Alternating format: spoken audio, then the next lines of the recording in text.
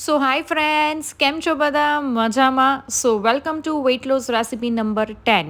Yes, આજે તો મને બહારનું ફાસ્ટ ફૂડ ખાવાની જ ઈચ્છા હતી અને મેં વિચાર્યું પણ હતું કે કંઈક ઓનલાઈન છે એ ઓર્ડર કરી દઉં, પણ ના, પછી અંતે છે મેં એવો વિચાર કર્યો કે મારી વેઇટ લોસ જર્ની છે એમાં મારે બ્રેકડાઉન નથી કરવાનું. દેટ્સ વાય મેં ઘરે જ હેલ્ધી પનીર રેપ છે એ બનાવેલા છે.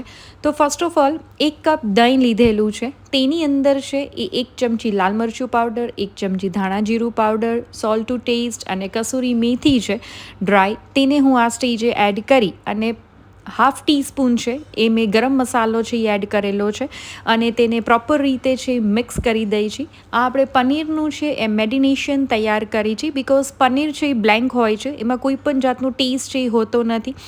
તો આ રીતે છે મેં મેડિનેશન તૈયાર કરેલું છે. તેની અંદર નાના નાના પીસમાં મેં છે અહીં પનીર ચોપ કરેલા છે, તમે સ્લાઇસમાં બી કટ કરી શકો છો અને તે મેં એડ કરેલા છે. તેની અંદર કેપ્સિકમ, ત્યાર પછી 2 નંગ ડુંગળી છે તેને મેં સ્લાઇસ કરી લીધી છે, તે એડ કરી છે અને અહીં મેં હાફ ટમેટું છે તે લીધું છે, તેને પણ હું સ્લાઇસમાં જ એડ કરું છું. અને ત્યાર પછી આની અંદર છે એ હાફ ટીસ્પૂન ચાટ મસાલો છે એ એડ કરી અને તેને પ્રોપર રીતે છે એ હાથથી જ છે મિક્સ કરી છે. કારણ કે ફ્રેન્ડ્સ, અમુક વસ્તુ એવી હોય છે કે આપણે જ્યાં સુધી હાથથી તેને મિક્સ નથી કરતા ત્યાં સુધી આપણે પોતાને છે સેટિસ્ફેક્શન નથી થતું. તો રેડી છે આપણું પનીરનું મેડિનેશન, તેને મિનિમમ 15 to 20 મિનિટ્સ છે તેને મેડિનેટ થવા દઈએ છીએ. ત્યાર પછી એક બાઉલમાં છે અહીં મેં ઘઉંનો જે રોટલીનો જે લોટ આવે ઝીણો, તેને મેં 2 કપ લીધેલો છે. ત્યાર પછી તેની અંદર પાલકની પ્યુરી છે એ મેં 1 કપ એડ કરેલી છે. સોલ્ટ ટુ ટેસ્ટ છે એ એડ કરી દઈએ છીએ અને ત્યાર પછી છે 3 ટીસ્પૂન છે એ મેં મોણ માટે છે એ ઓઇલ લીધેલું છે અને તેને પ્રોપર રીતે છે એ હલાવતા જઈએ છીએ અને મિક્સ કરતા જઈએ છીએ.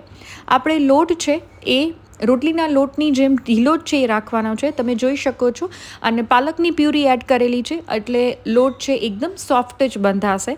ત્યાર પછી એક વેસલ લીધેલું છે, તેની અંદર છે અરાઉન્ડ 4 ટીસ્પૂન છે એ મેં ઓઇલ લીધેલું છે. તે ગરમ થાય ત્યાર પછી તેની અંદર જે આપણું પનીરનું મેડિનેશન જે આપણે તૈયાર કરેલું છે તેને હું એડ કરી દઉં છું અને તેને મીડિયમ ટુ સ્લો ગેસ ઉપર છે ફ્લેમ કરી અને તેને પ્રોપર રીતે 8 થી 10 મિનિટ માટે છે આ રીતે હલાવતા જઈએ છીએ અને સોતે કરતા જઈએ છીએ, જેથી કરીને આપણું દહીં છે એ એકદમ ઘટ થઈ જશે અને પ્રોપર રીતે છે એનું મેડિનેશન થઈ જશે. અને એમાં કસૂરી મેથીની જે ફ્લેવર આપણે એડ કરી છે, ઇટ્સ ટુ ગુડ, એનો ટેસ્ટ છે એ ખૂબ જ સરસ આવે છે, તો એ અવશ્યથી છે એ એડ કરજો. ત્યાર પછી છે મીનવાઇલ આપણે જે પાલકના લોટનો લુઓ છે એ લઈ અને તેને થોડુંક છે પરોઠાની સાઇઝનું છે એ આપણે બનાવી છીએ રેપ, જેથી કરીને તે ફૂલફિલ લાગે અને તેનો ટેસ્ટ પણ છે એ ખૂબ જ સરસ લાગે. તો આ રીતે છે તેને વણતા જઈએ છીએ અને તૈયાર કરતા જઈએ છીએ. તમે જોઈ શકો છો કે આપણી થિકનેસ છે થોડીક મીડિયમ થિકનેસ રાખી છે, તો તમે જોઈ શકો છો કે મીનવાઇલ છે એ 7 થી 8 મિનિટની અંદર આપણું મેડિનેશન છે એ પણ રેડી છે અને ખૂબ જ સરસ અને સ્વાદમાં ખૂબ જ ટેમ્પટિંગ એવું આપણું મેડિનેશન રેડી છે. જ્યારે આપણે મેડિનેશન કરતા હોય ત્યારે એમાં જે મસાલાસ જે આપણે સ્પાઇસીસ કરી છે એ થોડાક આગળ પડતા કરવાના, તો જેનો ટેસ્ટ છે એ સારો આવતો હોય છે. ત્યાર પછી એક તવી ઉપર છે આ આપણા વેપને છે, તમે આને પરાઠું પણ કહી શકો છો, તેને આ રીતે છે એ બંને સાથથી સાતડી લઈએ છીએ અને હું ઘીથી છે એ ગ્રીસ કરી લઉં છું.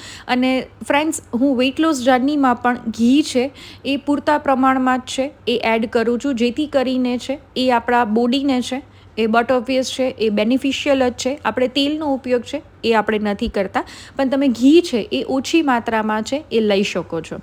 ત્યાર પછી તમે જોઈ શકો છો કે આપણું પરાઠું છે એ રેડી છે 80%. હવે તેની અંદર છે મેં અહીં ટમેટો કેચઅપ છે એ એડ કરેલો છે, તમે મેયોનીઝ પણ એડ કરી શકો છો, પણ વેઇટ લોસ જર્નીના હિસાબે અત્યારે મેં મેયોનીઝ છે સ્કીપ કરી દીધું છે. ત્યાર પછી પનીરનું સ્ટફિંગ આ રીતે ગોઠવી અને ત્યાર પછી તેને ફોલ્ડ કરી દઈએ છીએ, તો આપણો હેલ્ધી પાલક રેપ પનીર રેપ છે એ રેડી ટુ સર્વ છે અને ફક્ત 10 થી 12 મિનિટમાં બની જતું આપણું રેપ છે એ તૈયાર છે. તો તમે પણ ચોક્કસથી છે એ ઘરે ટ્રાય કરજો અને કમેન્ટ સેક્શનમાં મને જરૂરથી જણાવજો કે પનીર હેલ્ધી રેપ છે એ કેવો લાગ્યો. So thank you for watching.